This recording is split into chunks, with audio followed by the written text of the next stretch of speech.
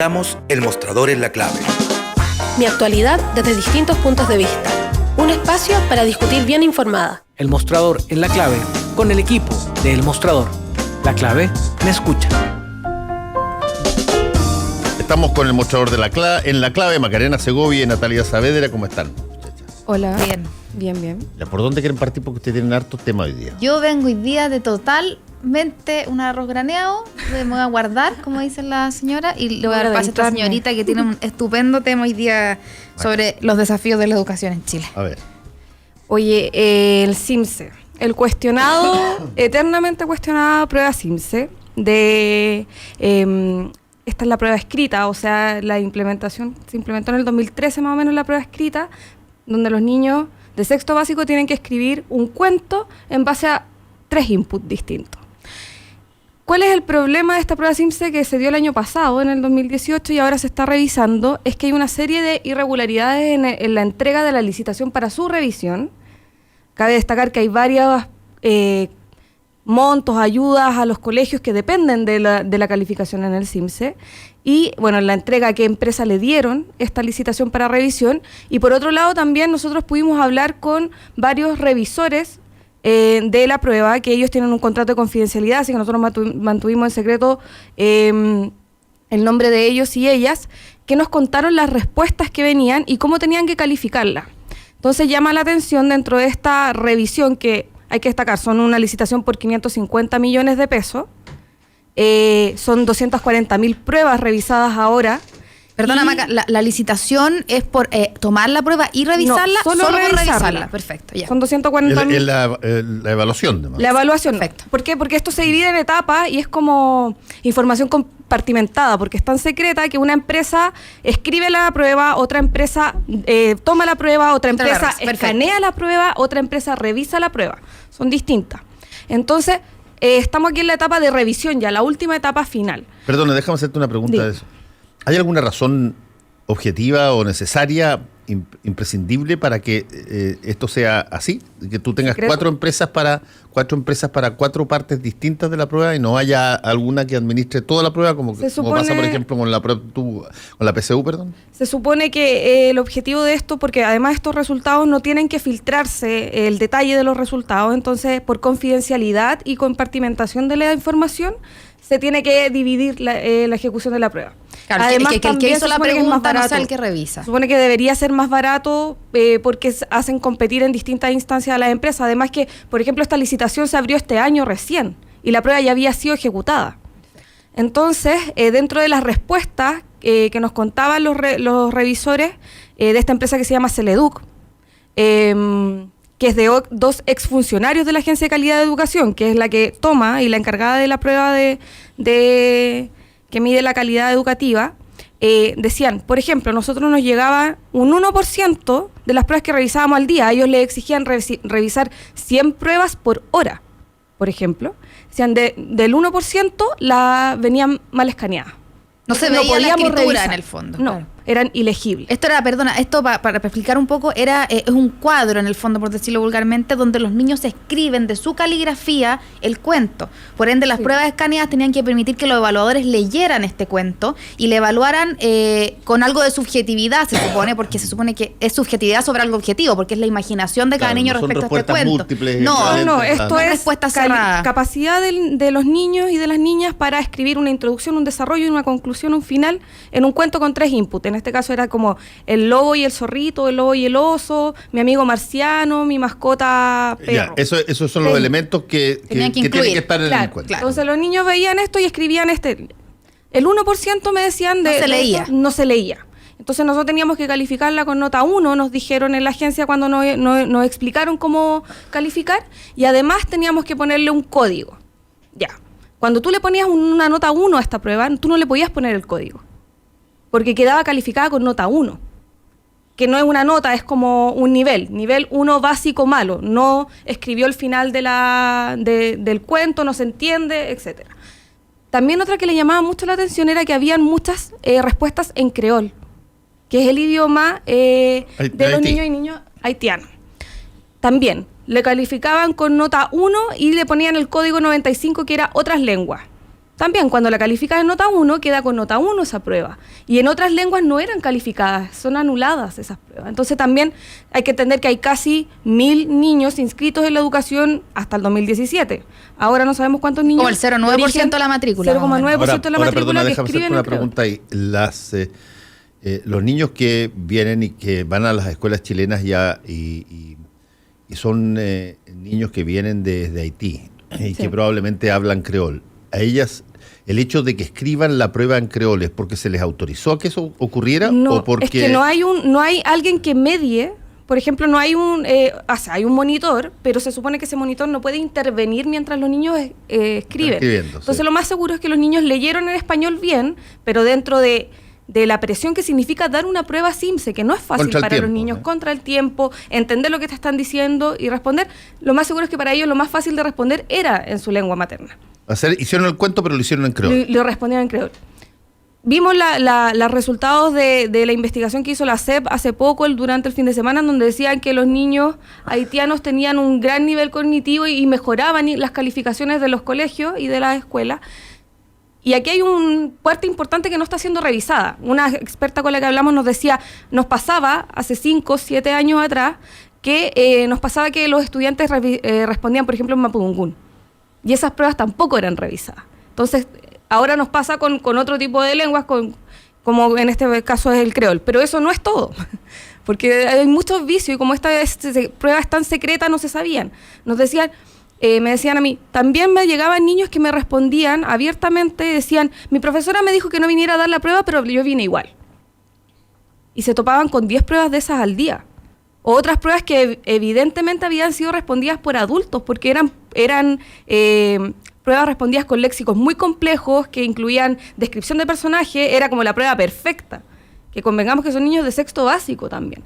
Y que tú decías, pucha, al compararlo con el resto de la media, era obvio que le había respondido. No es que fueran unos portentos literarios, candidato al premio Nobel de literatura en 20 años más. Claro, podría ser uno, pero cuando se topaban con 10 pruebas así, y también la presión que significaba responder 100, o sea, corregir 100 pruebas, 140 pruebas por hora, que la empresa se lo exigía a estos revisores. Ahora esto pone sobre la mesa, yo creo, para contextualizar un poco, que tienes toda una parte de esta evaluación que parece totalmente relevante para el sistema educativo chileno. Aporta además que se genere en poquitos meses más, si no me equivoco, Macarena, o sea, no me acuerdo si es en 1 o 2 meses, la apertura del sistema de postulación a los colegios, donde los papás que postulan a colegios públicos sí se fijan en los rendimientos de este tipo de evaluaciones. Son muy relevantes y los colegios, lamentablemente, que tienen mejores evaluaciones en el SIMSE, se revientan de intentos de padres por postular a estos colegios como el único elemento para medir la calidad de la educación en los colegios públicos. Tú te recordarás que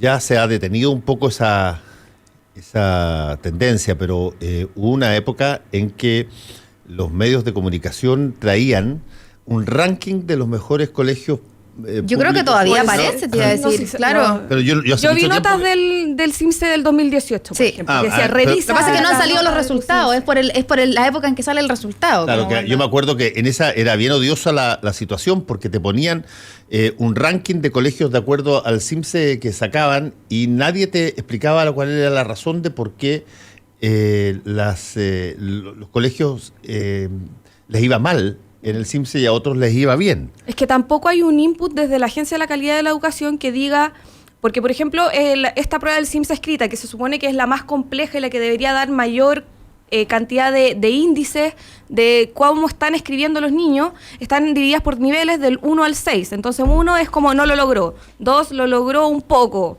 3, escribió algo, pero no tenía un final claro. 4, que es el grueso de las pruebas que estaban revisando, porque ese es otro tema. La Agencia de la Calidad de Educación tuvo que intervenir el proceso de revisión, porque en esta empresa, de las 100 pruebas revisadas, 60 estaban siendo calificadas como nota 4. Entonces dijeron, aquí está pasando algo extraño, y 3 días antes de que cerraran el proceso de revisión, una de las encargadas de la Agencia de Calidad de la Educación fue a hacer una explicación de cómo interpretar la pauta. Entonces hay ellos dijeron, no, hay que eliminar miles de pruebas. Aquí hay que decir que los grupos son segmentados, entonces yo tuve que ir preguntando grupo por grupo de revisión, oye, ¿cuántas pruebas le eliminaron ustedes para ser revisadas? Y llegamos que eran por lo menos 30.000, pero por lo bajo que se supo. Son 240.000 pruebas. Esas fueron re-revisadas. 30.000 de 240.000. Sí. Más del 10% de la muestra. Sí. Eso fue lo que logré como ver entre los testimonios, porque además ellos no pueden entrar con celulares, están en un piso -2 todos encerrados, no pueden cerrar tampoco el proceso de calificación, porque si ellos cierran eso les quita como rendición también para el puntaje que ellos van teniendo dentro de la misma empresa. Y tuvieron que eliminarlas, volver a revisarlas, pero me dijeron, llegaron 3 días antes de la agencia, nos capacitaron nuevamente, y el 4 era un 3 o era un 5. Entonces hay muchas pruebas que fueron revisadas con otro índice distinto al que el resto. Y yo le pregunto a la Agencia de Calidad de la Educación, les digo, bueno, ¿qué pasa con esto? Y me dicen, no, es que es súper normal la revisión. Ya, pero es normal que lleguen a dar una inducción 3 días antes de que se cierre el proceso de revisión y cambien al menos 3 de las notas principales o 3 de los niveles principales, que tengan otro tipo de interpretación. Me dijeron, no, la agencia estuvo todo el momento encima de esta empresa, nosotros estuvimos monitoreando la calidad de la revisión y por eso se fue a hacer esa inducción. Y yo le dije, ya, pero cambiaron los niveles de interpretación. ¿Cómo tomaron las muestras? ¿Cuán representativas eran las muestras para hacer la revisión? No me respondieron nada. Y eso no es todo, porque la empresa, que es de 2 exfuncionarios, uno la que... empresa que tiene el contrato. Claro, la empresa que se adjudicó la licitación, esta licitación se abrió en enero de este año, el 14 de enero de este año, y se cerró el 14 de febrero las postulaciones. Fue inscrita a través del sistema del Ministerio de Economía el 6 de febrero. O sea, ya se había abierto la licitación y inscribieron. Se armaron, digamos, para postular a estas licitaciones. Cuando tú armas una empresa específicamente porque quieres ir a una licitación en particular, en el fondo. Y esta empresa no tenía oficina, estaba inscrita en la misma oficina que tienen estas 2 personas, que tienen otra TEC además, estaba inscrita en la misma oficina, no tenía la implementación necesaria para instalar a por lo menos 70 personas, entre 70 y 100 personas que pasaron haciendo esta revisión, que tuvieron que arrendar una oficina en otro lado, y se adjudicaron, y además ellos tuvieron que cambiar el objetivo de la empresa en la inscripción. Tuvieron que cambiarla y la cambiaron después de que se habían adjudicado la licitación. Perdona, déjame hacerte una pregunta. Cuando esta empresa toma este contrato, ¿cuánto se le paga a la empresa por eso? Le dan el contrato y está escalada la paga. Por ejemplo, ellos ya recibieron 41 millones de pesos. Pero el contrato total es de 555. Con el contrato total para esta revisión, que es esta revisión más la de que se dicta entre el 2020 y se revisa el 2021. Pero aquí hay mucha plata porque hay otra empresa, porque esta es la revisión holística. Hay otra que es como la pauta de revisión estratégica. Y esas son 1.700 millones que se la ganó otra empresa, que revisa esta misma prueba, pero como con otra pauta. Y esos 1.700 millones que se adjudica a esta otra empresa también eran de un exfuncionario de la Agencia de la Calidad. Él sí llevaba con su empresa adjudicándose más licitaciones anteriores, pero también tiene este juego y este ruedo que criticó bastante la Contraloría hace unos años atrás, en donde las mismas empresas que capacitan a los colegios para rendir el CIMSE son las que revisan el CIMSE después. Qué bueno que mencionaste la Contraloría, porque te lo iba a preguntar. Sí. Que no hay ninguna institución revisora de esto. No, o sea, salvo que alguien acuda a la Contraloría, porque es la Agencia de Calidad de la Educación la que tiene que medir porque se ejecute bien. Hay que ver que la Agencia de la Calidad de Educación en el año 2012-2013 se peleó súper fuerte su independencia desde el Ministerio de Educación por esto mismo, para que tuviera la fuerza de poder revisar que el proceso se llevara bien. Entonces es un organismo que depende de una u otra forma del Ministerio, pero es independiente en su ejecución presupuestaria, etcétera. Para poder revisar el CIMSE, la cantidad de plata que se determinó por glosa presupuestaria para este año son 18.000 millones de pesos, que solamente tienen en el ítem revisión de CIMSE. Ahora, yo creo que aquí hay que poner algo sobre la mesa también, Maca. No sé si han habido intenciones políticas en algún minuto de algún partido, algún parlamentario, de algún ministro, porque no vayamos a tocar el CIMSE. O sea, de verdad yo les digo, no se metan con el CIMSE. Porque si alguien, si yo estoy gastando 18,000 pesos del Estado de la billetera fiscal en un momento en que puedo tener otra necesidad en revisar una prueba que me dice cuántos, cuando ponen el conjunto, cuántos elefantes hay para acá, cuántas cosas, por dónde iba caminando el zorro, porque eso determina el futuro de un colegio. Recordemos incluso que el CIMSE se volvió un elemento clave, como mencionaba Fernando, a propósito también de artículos periodísticos que muchos de nosotros replicamos, cuando estuvo el auge de los colegios subvencionados. Cómo se volvía loca la gente por el colegio subvencionado, que incluso me acuerdo de colegios subvencionados en este minuto, me vienen a la cabeza inmediatamente, porque eran los mismos colegios que bajo un sistema habían aprendido cómo rendir esta prueba, buenamente, no digo malamente, porque habían entendido la técnica de cómo había que rendirse adecuadamente y preparaban a sus alumnos. Ahora, la pregunta es, estamos debatiendo sobre la entrega de 18,000 millones al CIMSE, sobre una oficina donde hay 7 gatos encerrados en un subterráneo, literalmente, vueltos locos, revisando 6,000 pruebas al día, que se las pasan a otra empresa para finalmente aparecer con esta medalla o este puntaje. ¿Está aportándole algo al país esta prueba? ¿Alguien debate sobre eliminarla? O sea, sí se debate y esto es súper interesante porque académicos, las universidades, hay que tener en cuenta que por lo general la Católica y las Chile son las que se adjudican la revisión de estas pruebas. La Católica quedó fuera de la licitación de esta revisión, por ejemplo, por un tema súper técnico que puso mal la fecha en un cheque. Entonces quedó afuera de la licitación. Hasta los académicos de esas propias universidades han dicho el CIMSE no es una herramienta que mida la calidad educativa.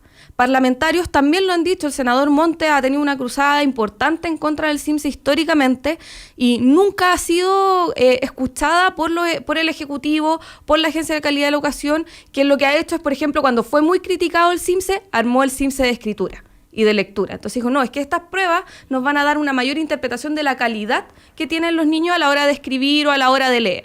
Ahora, nos damos cuenta que estas revisiones... ¿Viene dándose así desde cuándo? ¿Qué cosa? El CIMSE, de esta forma de licitación. Agregándole la parte, digamos, objetiva o subjetiva de la escritura. El CIMSE, como lo conocemos ahora, que depende de la Agencia de la Calidad de Educación, empezó a funcionar en el 2012, más o menos. Pero el CIMSE es cuestionado desde la década de los 90. Pero agregándole esta parte, Maca, que es esta parte como más subjetiva, que implica que los niños escriban, ¿cuántas veces ha rendido? 2013. Desde el 2013 se empezó. El primer CIMSE escrito fue en el 2013. Y solo es para niños y niñas de sexto básico. Entonces es re complicado y esta es como una discusión como mucho más profunda de cómo se mide la calidad educativa en nuestro país. Es con una prueba estandarizada como el CIMSE, en donde por un lado tienes las pruebas de alternativas que tienes que revisar. ¿Pero cuánto gasta el Estado también en eso? ¿Cuánta plata? Porque además es externalizado. Porque todas las pruebas son externalizadas. Aquí estamos hablando de 18,000 millones solamente para el 2019. Tenemos que pensar que el CIMSE se hace todos los años. Entonces, por un lado está la cantidad de plata, pero por otro lado, lo que dicen los expertos es, el CIMSE lo único que te hace es darte un indicador de en qué nivel más o menos está la escuela para que en este caso los apoderados, los padres y las madres postulen a sus hijos. Pero por otro lado, lo que te hace, y esto yo creo que es lo más terrible del sistema, te hace depender de, por ejemplo, la plata que inyecta el Estado para el incentivo docente y de los trabajadores en aulas, depende del CIMSE, de todos los CIMSE. Entonces los colegios, para poder pagarle a sus trabajadores, a sus académicos, a sus profesores, dependen de los resultados del CIMSE. Entonces, esa rueda, de una u otra forma... A ver, cuando tú dices eso, cuando tú dices de que depende el pago, ¿te estás refiriendo a que se le paga un monto mayor o un monto menor de acuerdo a cuál sea el nivel del CIMSE que está? Sí. El Ministerio de Educación tiene un bono especial que se le entrega al 36% de las mejores escuelas con resultados CIMSE, que lo que hace es como premiarlos por este resultado para que les dé mayor compensación económica a sus docentes y paradocentes. Entonces, la mejor idea que a mí como Estado se me ocurrió es publicar públicamente a los que son malos, para que le ponga un cartel afuera del colegio que diga, usted no se le ocurra meter a este hijo porque aquí está la lacra de la educación, los niños que no saben leer, que no saben escribir, que no saben interpretar, pero además yo a estos profesores les voy a pagar mal. Y al que es mejor le voy a seguir pagando un bono porque ya aprendieron cómo hacer la prueba. No estoy criticando a los profesores, sino al sistema, cómo está pensado. Entonces voy a etiquetar estos colegios, lo voy a publicar en los medios para que usted sepa cuáles son los colegios con CIMSE más malos. Entonces voy a estigmatizar a estos niños y en vez de yo ir donde esos niños a reforzar y a poner recursos del Estado para que mejoren su capacidad, voy a ir donde los que les va mejor y a eso les voy a poner plata. Es un sistema muy extraño. Y si somos súper mezquinos en la comparación, y vemos, por ejemplo, sistemas de punta como el sistema finlandés, donde decían, ¿cuál es la mejor escuela? ¿Cómo lo miden? No, porque nosotros no medimos la mejor escuela. No. La mejor escuela es la escuela de la esquina de tu casa. Pero ¿cómo va a ser? Sí, pues la mejor escuela. Son ¿Y la por mejor qué? escuela. Porque en la esquina de tu casa estudia el más rico y el más pobre. Entonces el rico está preocupado porque esa escuela sea la mejor. Y como están todos mezclados, la escuela tiene que ser buena para todos. Aquí no existen pruebas de medición. Y aquí hacemos todo lo contrario, etiquetamos a los más malos para que sigan siendo más malos la mayor cantidad de tiempo posible. Y se pueden extinguir también. Así que debido al CIMSS y a la calificación de las escuelas, tú puedes llegar a cerrar una escuela. Sobre todo con la aplicación de la nueva educación pública. Claro, ¿quién se va a querer matricular ahí? Es como un castigo. Sí, puede, que en el colegio la más desfinanciada finalmente y hace que se desangre el sistema de educación y principalmente el sistema público de educación. Hay que recordar que en el primer gobierno de Sebastián Piñera se implementó el semáforo CIMSE, que lo hizo el alcalde Lavín cuando era ministro. De eso. Y que tú tenías el plano geográfico de tu región lleno de puntitos de colores en donde había gran cantidad de puntitos rojos y te decía, este es el sector, la zona roja de la educación. Usted no vaya a estudiar ahí. Se acerque a estos colegios, claro. No se acerque. Y acá está la zona amarilla. Ya, bueno, si usted tiene un poquito de plata, puede pagar particular subvencionado y puede ir y aplicar a la zona amarilla. Si ya tiene un poquito más de plata, usted puede acceder a la zona verde. Que era un sistema sumamente horrendo también para los niños y para los profesores que se esfuerzan también por llevar al aula cierta calidad educativa, de decir, oye, estamos en la nota roja, tenemos que subir. Entonces es un sistema tan perverso. Sí, el CIMSE, yo desde que tengo memoria, ha tenido una fuerte polémica por dos razones que son más o menos las que tú estás diciendo y ahora tú estás agregando una tercera. La primera era porque esto de aplicarle pruebas estandarizadas idénticas a personas que tenían que provenían de colegios con una dotación extraordinariamente rica en materia de materiales educativos versus algunos que tenían muy poca.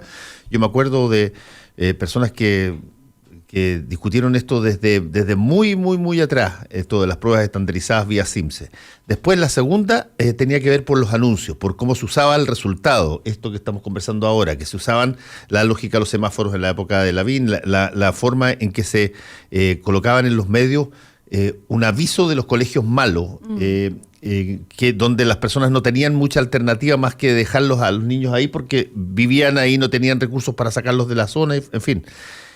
Pero tú estás agregando un tercero que tiene que ver con, aquí hay una cantidad gigantesca de recursos que están entregados a la confección del CIMSE, la confección, revisión y todo lo demás del CIMSE, que está dividido en distintas etapas y que suma un total de 18.000 millones de pesos al año. Y que esto eventualmente podría tener alguna serie de irregularidades, como tú lo planteas en el caso de esta empresa ad hoc que se forma para el CIMSE y revisar la prueba. Es que además... ¿Quién es la entidad que está sobre todo este proceso? La Contraloría. Pero para avisar las bases, ¿o no? Sí. ¿Cómo opera? No, porque es la propia Agencia de la Calidad de Educación la que genera un comité de paritario, la cual revisa las licitaciones.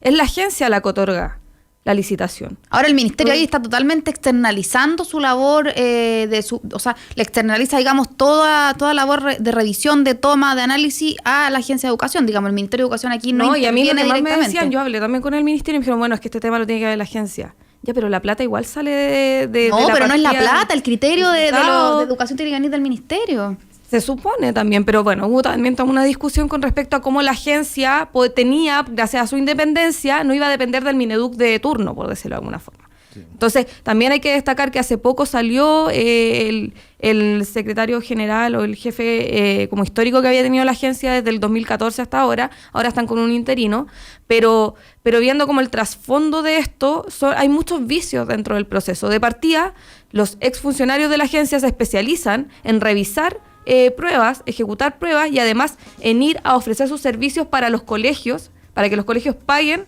por enseñarles a responder la prueba, por un lado. Y tenemos a puros exfuncionarios de la agencia trabajando ahí, porque, como les decía, la otra de pruebas también se la adjudicó un exfuncionario de la Agencia de Calidad de la Educación. Esta empresa Celeduc, que es la más cuestionada, eran 2 exfuncionarios de la Agencia de Calidad de la Educación. Entonces ahí tenemos por ese lado también hay un sistema perverso de una u otra forma en donde hacen un negocio con esto. Y bueno, con esta información se va a hacer alguna acción directa. Algunos parlamentarios a quienes yo les consulté dijeron que tenían que revisarlo, por ejemplo, en la Comisión de Educación de la Cámara de Diputados, y ver si es que puedan acudir a Contraloría por si hay algún vicio dentro del proceso de las licitaciones, que son más técnicos. La Contraloría ya sancionó una vez a la Agencia de Calidad de Educación por no sancionar a las empresas cuando no entregaban a tiempo los resultados. Pero también y tienen que ver aquí cómo se pueden meter en el tema de cómo se mide la calidad educativa finalmente. Más allá del tema estructural, del negocio que puede haber con esto amarrado, de una u otra forma, si es que van a darle o no le van a dar fin al CIMSE. Claro, si el zorro y el marciano determinan realmente qué calidad profesional va a tener en el futuro y no miden el bullying, no miden las posibilidades de integración, no miden la creatividad, no miden otro tipo de calidad en el aula. Y ver también si hay agua dentro de este gobierno y de este Ministerio de Educación, que es manejado por la ministra Cubillos, de generar y tratar de implementar otras fórmulas. Hay otras fórmulas que se están dando. Hay una académica que sale en la nota, que ella es académica de la Universidad de Chile, y en Valparaíso están tratando de generar otros instrumentos de medición que son creados por los propios profesores de las escuelas. Sí, yo me acuerdo históricamente a una persona, a Juan Casasus, que habló muchísimo tiempo de este problema que tenía el CIMSE, particularmente en las dificultades de pruebas estandarizadas y la calidad de las preguntas y la forma en cómo se administraba el resultado, y que eso era extraordinariamente dañino, y lo monitoreó muchos años. Juan Casasus sacó un libro a propósito de esto, señalando que la forma en que se presentaba y se utilizaba el CIMSE era extraordinariamente violento, no solamente en términos de los colegios, sino que no les daba ninguna posibilidad a los colegios de mejorar. No. Y por lo tanto, yo creo que si es que además se tiene problemas con platas y se tiene problemas con asignaciones de correcciones de pruebas o de estructurar esta prueba en una cadena de externalidades privadas, me imagino que la Contraloría tiene que decir algo al respecto. Se supone que debería entrar, y lo más seguro es que algunos parlamentarios de la oposición vayan y acudan a la Contraloría para que revise el proceso. Pero también hay otra discusión que tiene que ver con el estrés en el cual someten a los niños y a las niñas al rendir este tipo de pruebas, que se repite con la PSU, etcétera, que este tipo de pruebas finalmente lo que hacen es mantener al niño y a la niña totalmente pendientes de cómo poder responder. Entonces, por ejemplo, me contaban, ya a modo de anécdota, me decían, muchos niños y niñas respondían: introducción, 2 puntos, la primera parte del cuento; desarrollo, 2 puntos; conclusión o fin del cuento, 2 puntos. Entonces estaban tan maqueteados para responder esta prueba, y estaban todo un semestre preparándolos para responder esta prueba, que llegaban ahí y les decían exactamente cómo les habían hecho ejercitar el CIMSE. Porque es la única forma que ese establecimiento además gana el premio por rendimiento, sino como acceso a recursos adicionales del Estado también. Entonces, aquí además aquí personas han empezado a colaborar. Paz. Aquí dice: fui monitora por 3 años y un colegio que está dentro de los mejores en el CIMSE, una alumna tenía anotadas las preguntas en la mano. Y ella respondió que era la profesora que se lo pidió. Yo también creo hay directores que se consiguen las pruebas antes. Bueno, yo entiendo que todo tipo de males pueden venir cuando tú transformas una prueba en el todo o nada en materia de la calidad de tu colegio. Y desde ese punto de vista sería interesante, yo insisto, en que institucionalmente se revisara este asunto. Esta nota está en el mostrador hoy día. Sí, está destacado la nota 1, para que la lean. Igual van a salir algunas gráficas y videos durante el día, entonces pueden igual comenten, nos mandan información, también evaluadores, claro, que pueden hablar. Ellos tienen un contrato de confidencialidad, pero aquí hubo un grupo importante de una prueba en específico que rompió el silencio de alguna forma, y lo dijo en pleno proceso de revisión, porque hasta hoy hay redactores y revisores revisando estas pruebas de... Sí, porque aquí Ignacio Rodríguez dice 100 cuentos por hora. Porque sí, 6.000 pruebas al día, decía la marca. Dice, me están diciendo que leían, revisaban y calificaban un cuento en 35 segundos. Exacto. Y ese es otro punto, porque cuando llegó la Agencia de Calidad de Educación a intervenir un poco esto, dijo, bueno, es que nosotros creemos que lo ideal son 60 cuentos por hora y ustedes tienen que revisarlo 3 veces por lo menos. Y los revisores a mí me decían, eso era imposible. O sea, con suerte leíamos como en Z y podíamos revisarlo. Y cuando tú revisabas menos, 40, que eran los que eran, por ejemplo, profesores de lenguaje, que eran más lentos para revisar, iba la supervisora y nos retaba porque no estábamos cumpliendo con las 100 por hora que nos pedían. Hacemos una pequeña pausa y volvemos. En el Instituto de Capacitación Les Hayes ofrecemos cursos propios elaborados por profesionales destacados que aparecen en nuestros programas. Los contenidos son 100% online, no requiere asistir a una sala de clases. Todos nuestros cursos cuentan con código CENSE. Consulte en nuestro sitio web www.leshayes.cl o llámenos al 2259 76 600 para conocer beneficios, becas y descuentos.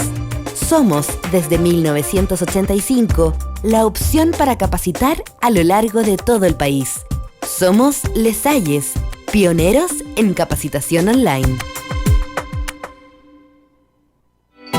Para hacer un buen negocio, necesitas ser un gran anfitrión. Para organizar un seminario productivo, debe elegir el lugar correcto. Visite Hotel Nogales y compruebe que superamos sus expectativas. 5 salones de hasta 300 personas con equipos audiovisuales, estacionamiento y Wi-Fi de alta calidad. Cotice en hotelnogales.cl o al 2233 56 958. Hotel Nogales, Los Nogales 741, Providencia. Disfruta tu mañana y tómate un momento Marley Coffee. Con granos orgánicos tostados al sol, tienes en tus manos mucho más que una taza de café. Prueba el aroma del verdadero café natural, 100% orgánico y sin pesticidas. Disponible en 6 variedades: Buffalo Soldier, One Love, Lively Up, Get Up Stand Up, Mystic Morning y Simmer Down. Nuestra versión descafeinada. Marley Coffee está aquí y en todas partes.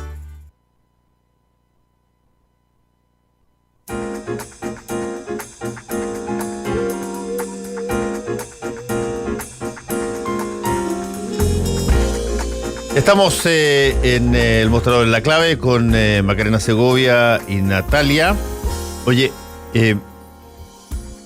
ya, vamos a tu área. Vamos a mi área. A tu área económica. Oye, les decía que... Se activó, bueno, estaba todo activado. Yo me reía porque hice un podcast, no me acuerdo de qué película, no sé si es de Rambo, que decía, esta es mi guerra, esta no es mi guerra. ¿Cómo era esta frase? Pero esta guerra, digamos, comercial ya se volvió una guerra que está teniendo, digamos, soldados caídos en Chile. Ayer conocimos, hagamos un poquito de contexto, porque ayer conocimos primero las cifras del IMASEC, que tienen netamente que ver con la economía local.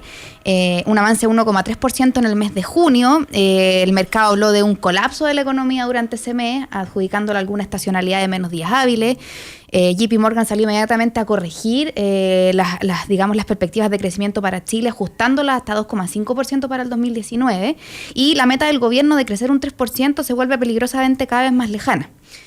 Julio debería empezar a mejorar, el segundo semestre debería empezar a mejorar de la mano de, por ejemplo, el plan de infraestructura que anunció el mismo ministro Fontaine cuando estaba en el MOP, y se debería generar además un poquito más de empleo a nivel país. Haciendo ese paréntesis, tenemos toda una situación internacional que llega justo en el día en que se anuncia el IMASEC, que yo creo que fue como el día de noticias económicas, porque además ayer se aprobó la integración tributaria, que pasó pero colada entre Trump. 7-6 en la comisión. Claro, entre Trump vuelto loco, que ahí le iba a preguntar a la Maca que nos contara algunos detalles, y tenemos este escenario nacional donde estamos mirando hacia afuera esta, digamos, nueva etapa de ejecución de las amenazas de Trump respecto a los aranceles que le va a poner a China por $300 billones o $300 mil millones, que en el fondo, ¿qué es lo que hizo China? Respondió devaluando su moneda y diciéndole, bueno, yo soy competitivo, devalúo el yuan, lo tiro a piso, entonces mis cosas son más baratas. Algo que no es sostenible en el tiempo, pero que fue una medida de presión política. Inmediatamente Trump salió a hablar de una manipulación de las divisas. ¿Por qué esto no importa? Porque se está apreciando el dólar, creo que no sé cuánto estará en este minuto, ayer, de presión para toda la gente que importa, digamos, bienes tecnológicos, por ejemplo, ya está afectando, pero además porque una eventual depresión en la economía de China va a implicar una menor demanda de cobre para materias primas. Lo dijo el ministro de Minería hace 2 días, con este precio del cobre acercándose a los $2, lejos de un posible boom. la posibilidad que proyectos mineros no se concreten es alta, y sabemos que la minería emplea una cantidad de gente relevante en el país. Entonces esto es como una cazuela donde empezamos a echar ingredientes, pero tuvimos que ponerle, digamos, algunos ingredientes equivocados, y yo creo que esto para el gobierno sí se puede volver un dolor de cabeza. ¿Por qué? Porque el argumento económico del gobierno de Sebastián Piñera ha sido el crecimiento económico. Y se está viendo ahogado tanto a nivel interno por un cambio en la estructura de la economía y también a nivel externo por cosas que obviamente no tienen que ver con el manejo de la política fiscal. Por ejemplo, lo que le decía yo y le quería que la Maca nos contara un poco, ayer se aprobó la integración tributaria, que debería ser un triunfazo comunicacional, y la guerra comercial, esta cosa se la comió totalmente. Vienen unas calugas como abajo los titulares de Trump vuelto loco con la aprobación de la tributaria. Sí, fue 7-6, pero yo creo que ¿por qué no se lo atribuye como un triunfo del gobierno? Es porque ya era así como ya lo mínimo que ya podían recibir, y era como ya nos ganamos este poroto, y de una u otra forma hay que seguir adelante, porque también se les viene encima al gobierno la guerra económica, pero por otro lado también se le vienen encima hartos problemas más de tinte político, que tienen que ver con la economía, pero que tienen que ver con el factor Chile en la economía mundial. Entonces, cuando sale este resultado ayer, igual fue chistoso, porque, por ejemplo, en el chat de periodistas que... ¿Con el voto de quién, Maca? Fue... No recuerdo... Lorenzini, ¿no? Sí, bueno, es que Lorenzini es siempre ese voto... Raro. Ese voto que va para aquí y para allá. Yo entiendo que votaron los votos los integrantes demócratas cristianos, los de Chile Vamos, por cierto, y les dio en la comisión, que son 13 miembros, 7-6. Justito. Que es también lo que tenía estipulado el gobierno. La semana pasada, en conversaciones como en pasillo, se supone que iban a llegar justos a esta votación. Ya, está dentro de lo planificado. Está dentro de lo planificado, y es más como un triunfo que un cuestionamiento, por decirlo de alguna forma, una resolución complicada. La pregunta del millón es si llegan a septiembre, con la reforma totalmente... No, o sea, es que es la meta que se autoimpuso el gobierno. Y eso es súper interesante, porque los gobiernos siempre se autoimponen en septiembre, por ejemplo, como mediados el fin del primer trimestre como meta, y todos saben que en septiembre el Congreso muere prácticamente, es como... Pero lo más seguro es que ya en octubre, noviembre se esté como terminando el proceso, más que ahora en septiembre. Ahora, eso es relevante para el gobierno, porque el gobierno tiene también, por otro lado, empeñada doblemente su palabra con el empresariado chileno de decirle esto lo vamos a sacar en tiempo récord, porque efectivamente hay algunos compromisos de inversión que se arrastran, digamos, ya en planificaciones empresariales, pero que están esperando que se haga nuevamente la integración tributaria y se ejecute ya como una ley del Estado, para darle el vamos a ejecuciones de algunos proyectos en particular. Entonces, por eso, en un escenario externo muy extraño, con vaivenes muy relevantes, es muy importante que esa reforma se apruebe rápido, para que yo a nivel interno dé una demostración de fortaleza económica. Es decir, miren, lo que a mí me convocaba, yo aprobé la reforma, yo destrabé inversiones, ya lo que pase afuera, digamos, no lo podemos manejar de forma tan relevante. Podía hacer. Hice todo lo que estaba a mi alcance. Y una de esas cosas, señor empresario, era aprobarle la integración antes de septiembre, que la Maca dice es poco probable que eventualmente se corra, pero también, efectivamente, si eso va a destrabar inversiones, es un buen escenario para una economía que está deprimida. También hoy día hay varios artículos que están saliendo a nivel mundial que señalan que va a ser muy difícil que Trump llegue a un acuerdo con China ante el año 2020, y algunas previsiones político-económicas que también están hablando de que ojo con las elecciones en Estados Unidos y con quién salga electo, porque eso podría hacer perdurar además un mal entendimiento con China. Bueno, yo tengo la impresión que buena parte de estas medidas que se están aplicando a China tienen que ver justamente con generar una situación, si tú quieres, emocional en el ámbito de la elección que se viene el próximo año, que en el caso de la reelección de Donald Trump. Tú tienes a Donald Trump, que ha dicho que quiere cambiar la forma de relacionarse con China, porque lo considera que está haciendo todo tipo de tropelías, y no le ha resultado. Ha ido en este vaivén, un poco como también lo ha pasado con Corea del Norte, donde tú de repente lo tratas pésimo, y después lo vas a ver y crees que es lo mejor y que vamos a hacer grandes cosas juntas.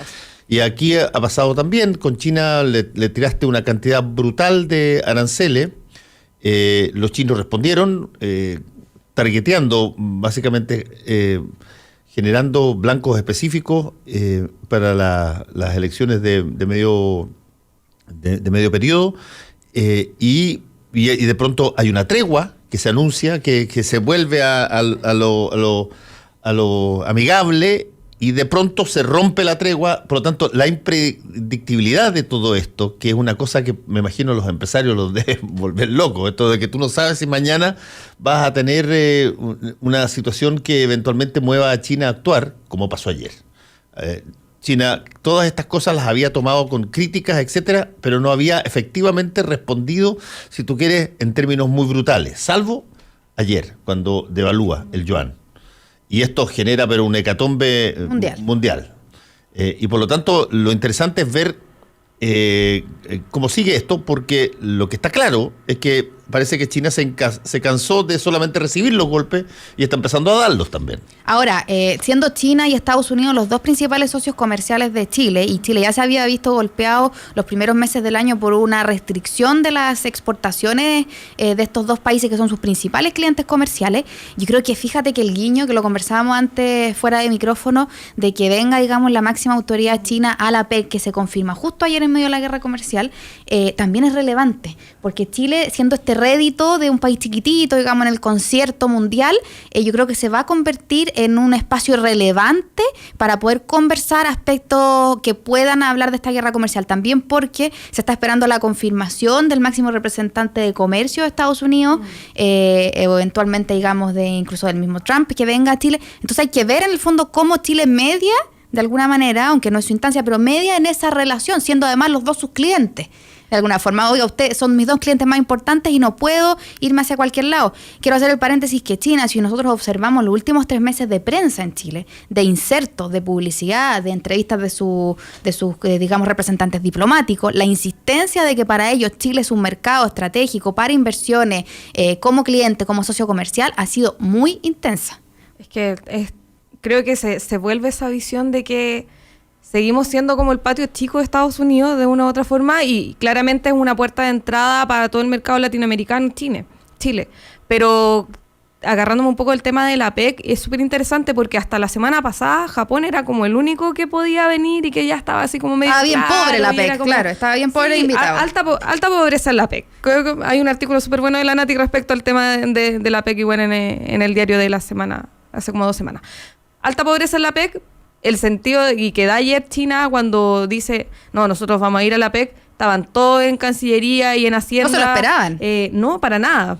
Festejando, pero al mismo tiempo se empezaron a preocupar y a operar fuertemente, sobre todo desde el equipo de Hacienda que trabaja en la PEC, para lograr que viniera un representante fuerte desde Estados Unidos, porque si solamente aparece el presidente de Chile con el presidente de China al lado saludándose en la PEC, va a quedar una embarrada grande a nivel comercial también, porque hay un guiño claro, de una u otra forma, y no sería el primero. No, pero hay una cosa mayor que un guiño. Una de las características que han tenido las medidas antichinas del presidente Donald Trump es que él le ha pasado un mensaje a sus aliados, que si sus aliados no pueden hacer negocios en forma normal con China, y que eso puede durar hasta 1 minuto, pero después se va a entender como que se está de alguna manera contraviniendo con la posición estadounidense. Esto se lo ha advertido a Canadá, se lo advirtió a México, se lo advirtió a Inglaterra en un momento dado, y por lo tanto perfectamente la escalada puede ser en el sentido de, para asfixiar a China más, de señalar, a ver, que los países que comercian con China, eventualmente, si quieren seguir comerciando con Estados Unidos, tienen que dejar de comerciar de la forma actualmente que la están teniendo con China. Y eso es una situación que ya se ha dado en algunos países con algunos, y que eventualmente podría Lo pasó aquí con el 5G, Huawei también. Ahora recordemos eso pasó que cuando vino Pompeo acá y señaló básicamente de que no había que ir a China. Y el presidente fue igual en ese ya polémico viaje. Pero ha pasado en otras instancias donde Quiso Huawei después a Fernando. Sí. Anunció que iba a invertir en Chile. Sí. Dijo, para mí Chile es un enclave relevantísimo en mi plan comercial. Yo voy a invertir en un data en Chile y no se preocupe, que esta no es mi primera inversión. Y no lo dijo solamente a través de declaraciones oficiales, lo dijo a través de insertos de prensa pagados, en redes sociales, está armando como unos noticieros. O sea, nada de tonto. Vinieron atrás de Pompeo a decirle, bueno, ¿usted qué quiere? ¿Quiere inversión? Aquí está la inversión, ahí está el cheque. No, por supuesto. Entonces, la escalada en una guerra comercial te puede llegar en aranceles hasta un determinado límite antes de que la cosa sea básicamente absurda. Por cierto, esto podría terminar sin duda en una situación bélica que espero que no ocurra. Pero la forma clásica en que Trump ha escalado estas cosas ha sido establecer no solamente una línea directa de colocar aranceles más caros, que sea más difícil para China vender productos chinos, pero además ha sido la de presionar a los aliados de Estados Unidos para que no suplan lo que Estados Unidos no está proveyendo. Y eso es un problema, puede ser un problema serio en caso de que se apunte con el dedo a países que efectivamente mantienen una cierta normalidad en los negocios con China. Y recordemos que también tiene que ver con el plan de China del año 2025 que se llama Made in China, pero valga la redundancia que es un Made in China que está incluso como ejemplificado con unos robots, que tiene que ver con una pelea por las ideas ya, no solamente por las materias primas, es decir, no porque el iPhone sea las partes de Asia, digamos, y sea finalmente comercializado por Apple, sino porque China quiere quitarle a Estados Unidos esa supremacía respecto a las patentes, a las ideas. Y eso es lo que le da a ir a Trump, cuando también tiene una política proteccionista, de decir, yo creo que Estados Unidos genere más productos nacionalistas, más ideas desde acá, y China le dice, bueno, a mí no me interesa, mi plan hacia el 2025 es que China se convierta en una cuna de ideas además, y yo voy a ir a disputar todo, o sea, voy a ir por todo o nada. Si eso es así, no necesariamente es malo, digamos, el hecho de que tú vayas y patentes cosas y crees innovación respecto de estos temas, y la genere, probablemente es la forma en cómo se ha desarrollado todo el ámbito tecnológico desde hace, los últimos 70 años. Tú has visto crecientemente un boom en materia de creación tecnológica, cada una de esas cosas con determinadas patentes en los países donde han surgido, y por lo tanto me imagino que eso no va a disminuir. Si el punto tiene que ver cuando tú sientes que hay que hacer un gallito por hegemonía comercial. Y eso es, a mi modo de ver, lo que está pasando. No cabe la menor duda que tú tienes un país de 1.400 millones de habitantes, que además es extraordinariamente disciplinado, porque el régimen imperante es vertical, autoritario, y tienes otro país que funciona o ha funcionado siempre sobre la base de el know-how de determinadas cosas y sus patentes y su expansión posterior particularmente a la Segunda Guerra Mundial, y tiene esta lógica de comercio abierto, pero resulta que empieza a redundarle en perjuicio, porque los otros países empiezan a tener también control sobre los productos que se les ocurre y que patentan y que empiezan a salir al mercado. Y esto, yo no veo, para serte franco, que el presidente Trump, que está en la antesala de una elección,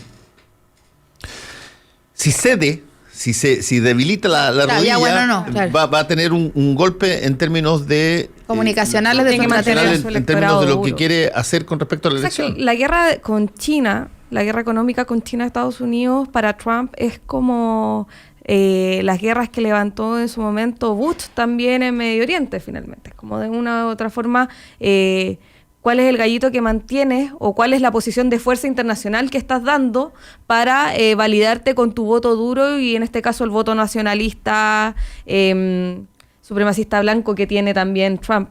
Pero hay otro tema interesante que también tiene que ver con la lucha tecnológica entre Estados Unidos y China, que tiene que ver con la dominación también de los espacios de comunicación y de datos que hay en el mundo. Porque Claro, actualmente Google es como quien mantiene la dominación de los datos occidentalizados, por decirlo de alguna forma. O sea, nosotros nos comunicamos a través de todas las empresas de Google, Facebook, etcétera, Instagram, Twitter es el único que está como fuera de ese conglomerado, pero desde China también se ha abierto la disposición, porque ellos tienen su propio Google, su propio Facebook, su propio Instagram y su propio WhatsApp. Le dicen, no lo necesitamos Nunca lo han necesitado, ustedes, porque claro. además tienen un mercado gigante solamente en China para que se distribuya. Pero sí, y con toda la visión de la cultura occidental, oriental en Occidente, con el mundo Japo, Corea, etcétera, pegando duro, sobre todo en los sub-25, se están abriendo a utilizar mucho también los medios de comunicación que provienen desde China. Entonces también la otra discusión es, yo creo que mis datos los tenga China o los tenga Estados Unidos, finalmente. ¿Qué es menos malo? ¿Qué es menos malo? Entonces también estamos jugando en esa área que tiene que ver con el panóptico digital y un montón de cosas de repente un poco trastocadas, pero que finalmente son nuestro capital, porque antes nosotros dependíamos económicamente, pero ahora casi nuestra intelección y nuestra capacidad neurológica va a estar siendo torpedeada directamente o por Estados Unidos o por China. ¿Quién quiere que te implante un pensamiento, China o Estados Unidos? No, te lo voy a plantear de forma más brutal. Al final, esto puede ser una situación donde ¿quién quieres que te espíe? Sí, eso es. ¿Te espíe Estados Unidos o que te espíe China? O Rusia, en menor nivel. Claro. Porque básicamente todos van a tener elementos o tecnología que eventualmente puede capturar datos y después analizarlos, meter los algoritmos que corresponda para poder procesarlos, en fin. Pero por ahora, lo que se ha dicho, y no sé hasta qué punto es cierto en su totalidad, porque abarca un área mucho más grande, es que tú tienes hitos en esta guerra comercial. Uno de los hitos se llama 5G. Sí, que viene. Uno de los hitos se llama 5G. ¿Quién es el máster de los másters de las 5G? Que es la nueva, si tú quieres, velocidad y todo lo que significa en términos de proceso de datos que se viene para básicamente todo el desarrollo digital de la telefonía celular. Entonces tú tienes a China muy fuerte, que ya tiene desarrollado la 5G y aparentemente la tiene desarrollado más que Estados Unidos, intentando implementarla con pactos y contratos con distintos países, entre los cuales está Chile. Chile, sí. Y tienes a Estados Unidos tratando de frenar la consolidación de esta hegemonía china sobre la base de esta red mundial en términos de telefonía celular. Y por lo tanto, mucho de esto no tiene que ver sino con una situación particular, en algunos casos, de quién es el que prima en esta guerra por la nueva red que permita conversar y comunicarse en términos de telefonía celular de 5G. Mientras eso pasa, nosotros seguimos mandando cajas con guinda a Estados Unidos y gatos de cobre. Y no vamos a hacer nada para cambiarlo. Lingotes de cobre. Sí, vamos a seguir mandando guinda. Claro. Y yo sigo pensando si este teléfono que es Huawei me está espiando o me va a funcionar. Pero bloquear, todo, señor Trump, haga algo. No quiero. Con el iPhone que te da la Siri de la nada. Esto que parece bastante, qué sé yo, hasta ridículo, ya está chistoso. No es tan chistoso. No, para nada. En el mundo de los tequis fuertes, ya es una conversación bastante estándar el que te dicen de que prácticamente todos los nuevos adminículos que llegan, no importa si son chinos o son indios o son estadounidenses, tienen capacidad para efectivamente capturarte datos y incluso los biométricos que hoy día están siendo tan... Tú, por ejemplo, tienes una cosa que parecía extraordinario. Tú tienes la huella digital para desbloquear un teléfono celular, o tienes el iris para... y el otro día leí un artículo de un científico en la revista Scientific American que decía que se está explorando, analizando muy bien este asunto de qué se hace con la información determinada por el ojo. porque el ojo te entrega una cantidad de señales que tiene que ver, esto estoy hablando cuando tú desbloqueas con el iris. Cuando se mueve a ciertos estímulos. Claro, y la lógica es estar más protegido y por lo tanto tu iris es tuyo y de nadie más. Pero tú le estás entregando el iris a qué Exacto, empresa. pero lo que decía este científico es que a partir del análisis del ojo tú determinas una cantidad enorme o puedes determinar una cantidad enorme de cosas que combinadas con tu comportamiento eventualmente te detecta enfermedades, te detecta tus patrones de un montón de otras cosas que algorítmicamente te las ordenan para que se te genere un perfil muy específico. Y hay otro tema también con respecto a eso, que claro, hay un nivel de que, por un lado, la Big Data te determina, Google te entrega los inputs que finalmente tú mismo le vas dando en función de tus likes, tus conversaciones, lo que te escucha Siri, no te escucha Siri, etcétera. Pero también hay otro nivel de discusión que apunta a la implantación de pensamientos, que es distinto a que te tiren input en función de lo que tú haces, de tu comportamiento. Y es de una u otra forma como en función de tu comportamiento te generan y te inyectan de una u otra forma en tu subconsciente un pensamiento. Eso era Cambridge Analytica. Que está lúcida la Macarena hoy día. Sí, oye, no le llego ni a los talones. Yo te digo una cosa. Véanse el documental de Cambridge Analytica de Netflix. Pero vamos a quedar con depresión, siempre los marcos quedan como medio mal, así como. Es que es interesante ver, porque no es muy común, es interesante ver un documental en este caso, que se llama The Great Hack en inglés, pero es interesante verlo cuando prácticamente el 100% de las fuentes son personas que eran ejecutivos o top. Claro. La posibilidad de la manipulación de información es poca. Están contando primeras ejecutivos de las mismas empresas que están siendo ocultadas. En este caso, tú tienes a una serie de ejecutivos o ex ejecutivos de Cambridge Analytica que son los que hablan y cuentan todo funcionaba y te lo demuestran en una serie de situaciones ahí como operaban y te lo toman desde el auge del CEO de Cambridge Analytica hasta su caída brutal y sacada para intentar sostener la empresa y finalmente no se puede sostener y se quiebra. Pero todo lo que hicieron está con un nivel de detalle que es casi alarmante, digamos. Para alarmarnos más solo un poquito, la semana pasada hicimos una nota sobre cómo el gobierno manejaba Twitter. El modelo de ejecución, modelo chilensis, apliquemos nivel chilensis. Tipo guinda. Está, la SECOM en Chile está enfocada en el modelo que utilizó Cambridge Analytica. Al modo chilensis. Claro, ya bajémonos al chilensis. Bueno, que es un modo de juntar muchos datos para armar perfiles específicos. Inyección de bots, etcétera. Exactamente. Aquí en Chile hay una versión. Claro, local. tenemos que ir. Ya. Que les vaya muy bien. Que estén muy bien. Que estén bien. Volvemos un ratito. Actualidad con ojo crítico. La información desde distintos puntos de vista. Fue El Mostrador en la Clave, con el equipo de El Mostrador. La Clave me escucha.